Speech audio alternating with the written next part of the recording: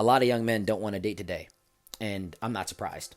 And it's not that women aren't attractive. It's not that women aren't beautiful. In fact, I think that women now are more attractive than they've ever been. We have surgeries, we have products, we have chemicals, we have different standards of hygiene that we can now have access to, and women look amazing. Like, the Instagram model looks like the Instagram model sometimes, and I'm like, wow, that's insane. But I want you to understand something. It's harder to date more than ever in today's generation, especially in the Western world. And I don't want this to be aimed just at women in the sense of women being the whole problem, because really they're not. There's a whole different discussion I can have with men. And I'm going to just put that off to the side. I'm going to talk about women here, because I think that each gender needs to understand that it's not one gender's fault. It's both people's fault. It's everyone's fault to some degree, you know what I mean? But we can all do better to fix these flaws. And I really want to talk about the mindset of young women nowadays. You have a generation now where women are maturing in a mental aspect faster than they've ever done before. I mean, women in general mature faster than men. Women are a great point higher than men, even at like an 8th grade level. And, you know, they just perform a lot better. They're more mature in reproductive aspects at a younger age. They're more inclined to choose older men at a younger age too, because they think in the same way. Women just have a lot more of a setup. And the thing is, women mature faster because they also have a biological clock. They need to mature faster in order to preserve themselves in a sexual marketplace and make the right decisions. So, you know, if you look at history in itself, a lot of women, the best age for women to get pregnant in a sense was 16 years old. Am I advocating for people to have sex with 16-year-olds? No, absolutely not. In some countries, it's still legal. But my point here with this is women were having children and raising families back in the day at 16 to 18. A lot of women died during childbirth too, before the antiseptic method and all that stuff. So you've got to understand, like, when you look at a woman nowadays that's 27 years old and she's like, oh, I'm super young, I'm in my 20s, it's a very flawed mindset, because historically your great ancestors were doing it way better than you, way earlier than you, and they were way more focused on it. We've walked away from the mindset of having kids and raising a family to women now wanting to be boss babes and career oriented. And that's perfectly fine. The feminist revolution was a wonderful thing because it allowed women to obviously do a lot of things. But a lot of times our society tends to overcorrect. And because of that, we now have women that are on this extreme scale where they're trying to become the men that they hate or that they hated. They want to become the CEO. They want to become the boss. And once again, there's nothing wrong with this in practice. But if you look at the happiness levels of these women, they're not good. A lot of the career women I know, the boss babes I know, they come to us for coaching to become more successful in their dating and relationships because they're so successful in every aspect. And you know, when they come to us at this level, it's like a Hail Mary attempt.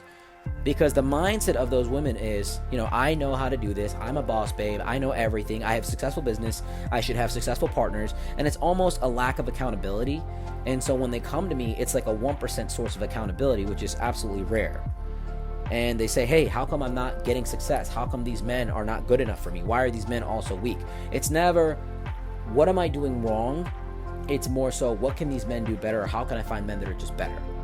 You see, the mindset for women has become a mindset of ego, especially in today's generation. Now, all women are not like this, but the majority of them are, because of social media and because of our culture. And I hate to say it, like I really do. Like, I'm not here to be mean to women in any way, but we really have an epidemic and a crisis that's going on, and it's bad. You see, an 18, 19-year-old girl can get on a yacht, can get flown out for a dinner, can go anywhere in the world with social media. That was never possible before. God bless her for having access to this. But the thing that happens is it warps the mind. You have these girls that are 18, 19 that, you know, drive a Corolla with the bumper hanging off and have nothing going on in their life, thinking that they're the hottest shit in the world, thinking that their shit doesn't smell, thinking that they're better than everybody else. Because beauty has an innate value. Sexual marketplace value is something that's the highest value that a woman can have. And I hate to say it, right? A woman can glide through the world if she's just relatively attractive and knows how to market herself. She can carve through things. I remember being a nightclub promoter and seeing LeBron James and seeing like 18-year-old girls in a section at a nightclub. And I'm like, man, that's crazy. No CEO, no multimillionaire, billionaire could walk up in here and be like, hey, what's up? LeBron will be like, get the fuck out. He don't care. But if you're a young 18-year-old girl and you have that value for him, that's what he's looking for. Every man, especially in powerful situations, are looking for sexual value. I remember going into meetings, high-level partnership networking meetings, and there's guys that have the Rolex, the Bugatti, they have everything. They have everything that I have, and much more. But they don't have the 19-year-old girl on my arm. And they're going to look at me and they intrinsically want what I have just because that's the value they're looking for. And leveraging it is a very strategic thing that I could have done, and I have done that. Where I say, hey, look, Sarah, this 19-year-old really likes you. She wants to learn more from you. Why don't me, you, and her grab dinner later? And then I can pick his mind, and he can talk to her, and it's a powerful exchange of value. But men look for sexual marketplace value. I would be lying to you saying that men don't care about sex. It's the number one thing that men care about. Every man that becomes very successful typically does it because he wants to have access to higher quality women and have more abundance in that aspect.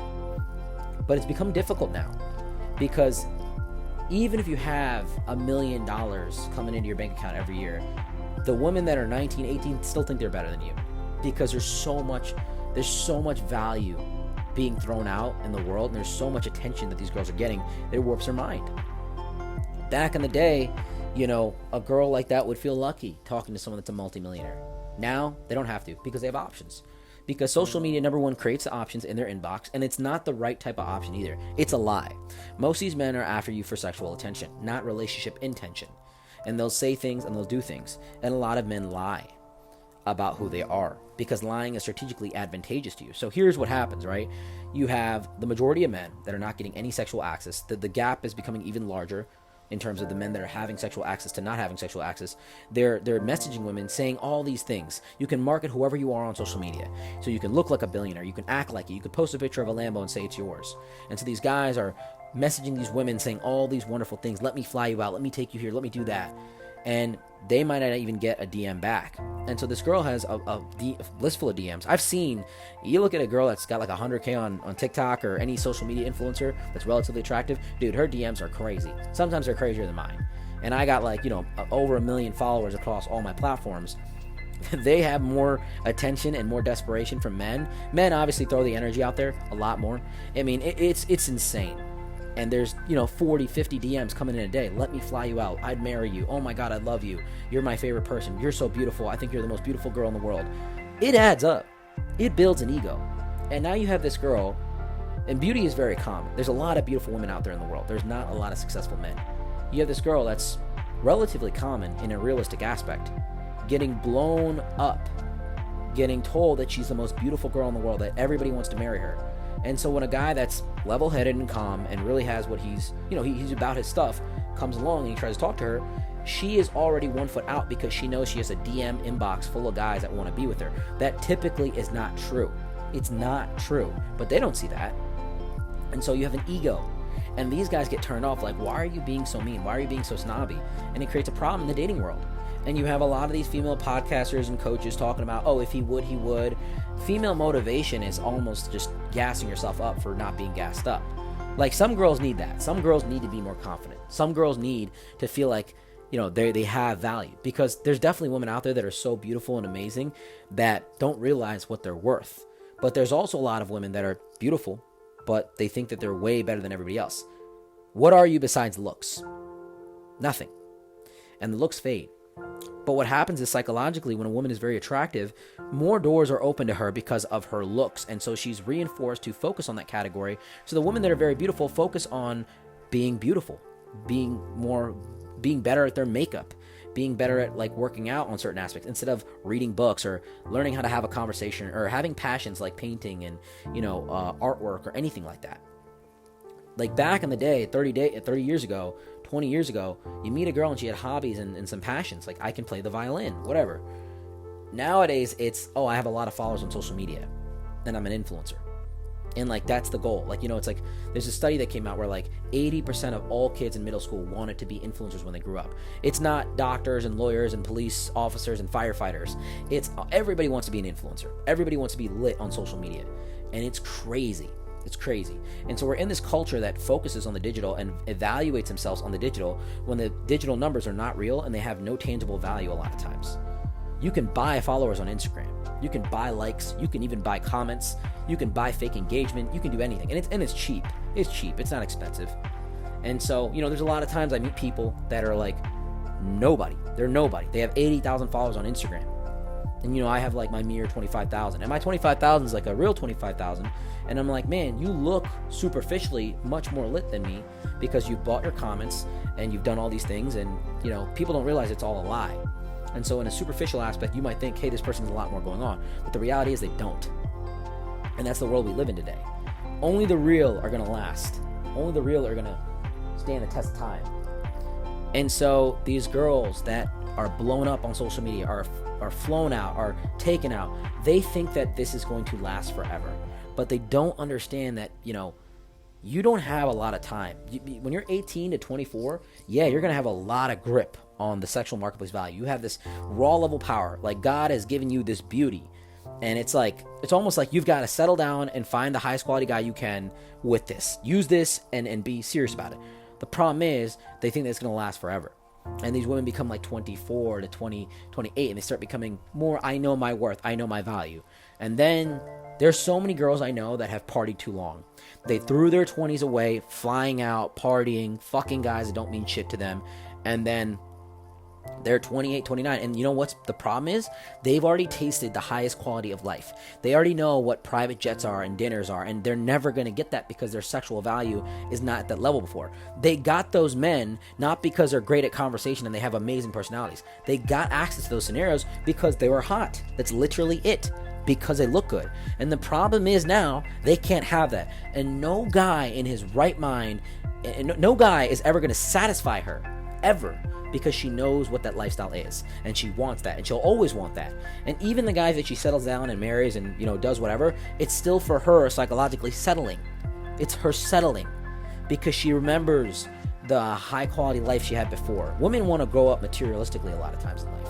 They want to have more comfort, more security. And I don't blame them for this. Because having more comfort, more security, more financial backing is going to allow you to raise your children in a more secure and more controlled environment. So I don't blame women for wanting this kind of stuff, but they misuse their beauty, their sexual marketplace value at a young age, and they become filled with ego, and they don't understand that this is not going to last forever. You're not going to be beautiful forever. You have to use this right now and win with it right now. Otherwise, you're just going to fail. There are a few girls out there that get it, and they lock down, and I see it all the time, especially in the Arab community, 21-year-old girl will marry a guy that's 28, 27, a little bit older than her, and she'll have a very good quality of life. She'll have the house, the cars, everything, because she's used herself and her sexual marketplace value in the right way.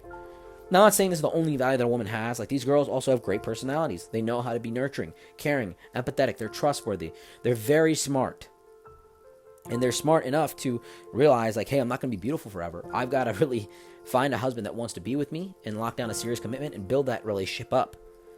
But there's not a lot of women that think like this outside because social media has caused even the 4s to think they're 10s. And I hate to be like that, but it is what it is.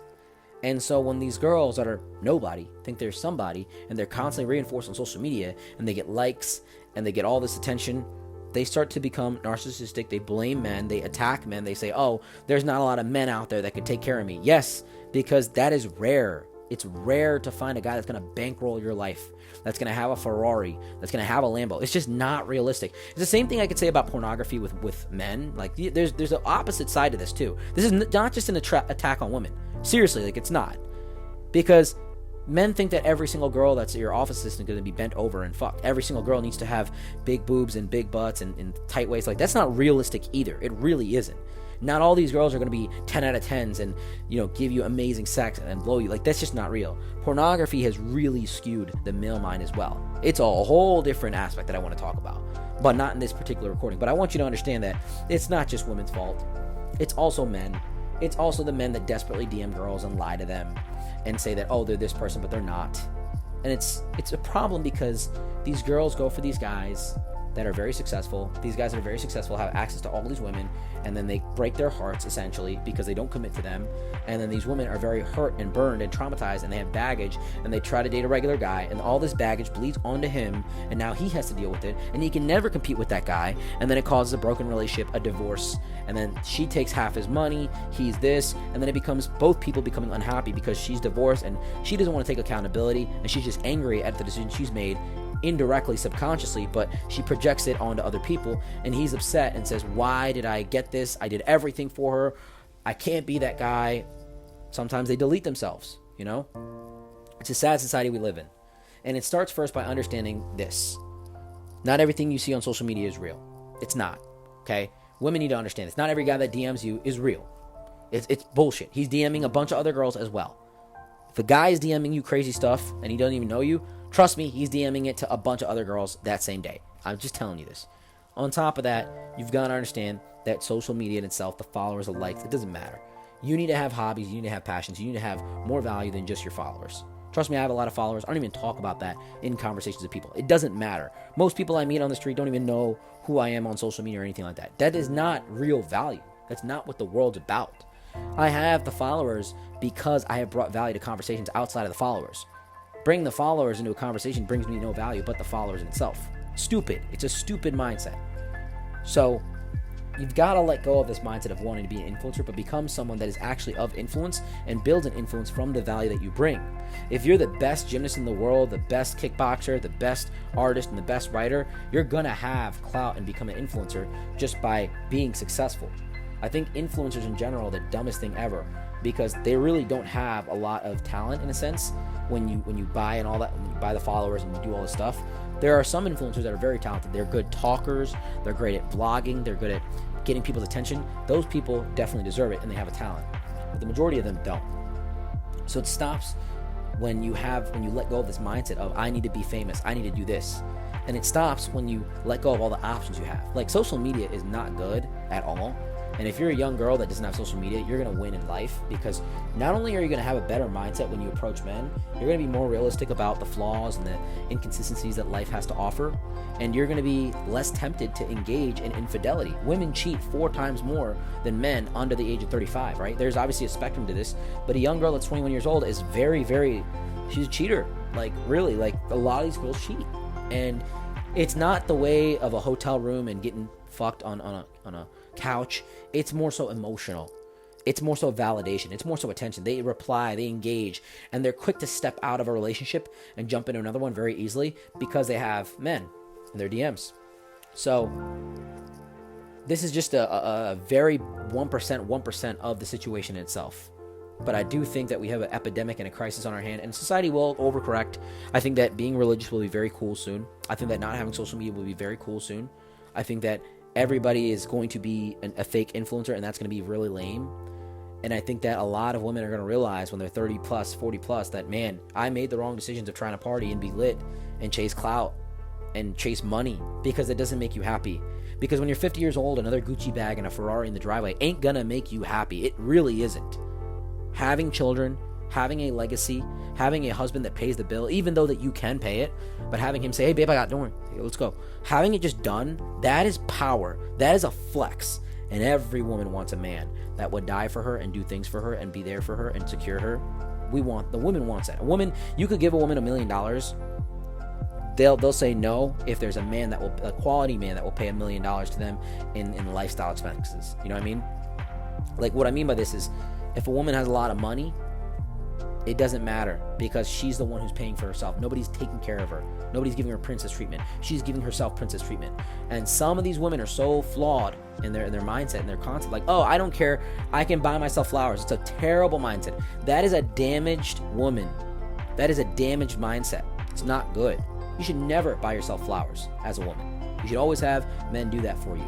I firmly believe it. I'm a guy that buys a lot of flowers for women. I love that. It makes me happy to give a girl flowers. It makes me happy to cut the thorns off the roses. I'm really good at it. I should be a florist, really. But it makes me happy because I see the happiness it brings her, and it's service, it's love, it's care, it's nurturing, it's empowering. So we got to kill the social media, We've got to be more focused. We've got to be more realistic. We've got to stop being egotistical and narcissistic. Hopefully this reaches somebody and changes their life in some way. Appreciate you guys spending time with me. Once again, this is just not all at women. There's a whole different side with men, and I'll probably release an episode with that too. Just being critical on today's generation of men. But at the end of the day, we have to realize that we can solve our end of the problem, and we can hope that the other person does their part as well.